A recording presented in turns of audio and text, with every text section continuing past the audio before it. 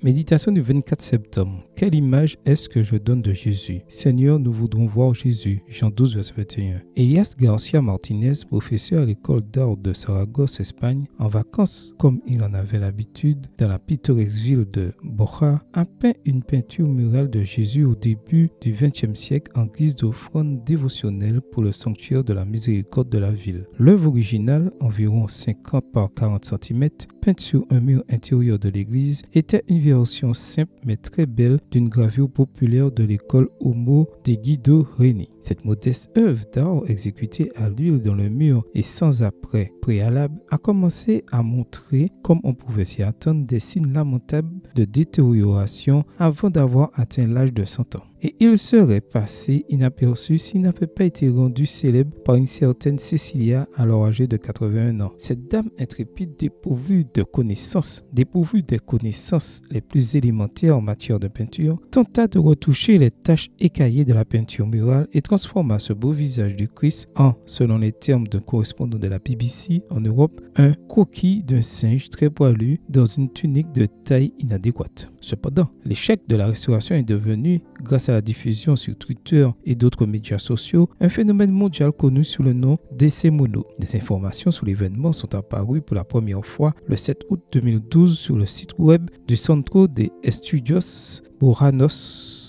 Rapidement, d'autres médias se sont emparés de l'histoire. Celle-ci a connu un tel succès médiatique qu'en quelques heures, Internet était rempli de versions humoristiques de la restauration, mettant en scène des personnes célèbres, transformant le nouvel Esse Homo de Boja en une icône populaire. Aujourd'hui encore, des milliers de personnes viennent se faire photographier à côté de l'œuvre restaurée. Après une expertise sur les mesures à prendre pour restaurer la peinture détériorée dans son état d'origine, toute tentative de récupération a finalement été abandonnée. Les dommages étaient considérés comme irréversibles. Loin de moi l'idée de juger des bonnes intentions de la restauratrice improvisée de cette image de Jésus. Mais je suis conscient que, trop souvent, nos maladresses peuvent aussi de manière significative rendre caricaturale l'image du Christ que nous donnons à ceux qui nous entourent par nos actes, nos paroles et notre comportement présumé chrétien. Seigneur, dirige mes pas aujourd'hui pour que rien de ce que je fais ou dis ne dénature l'image de toi que les autres auront de mon comportement et qui contribue à justifier leur indifférence, leur rejet ou leur moquerie.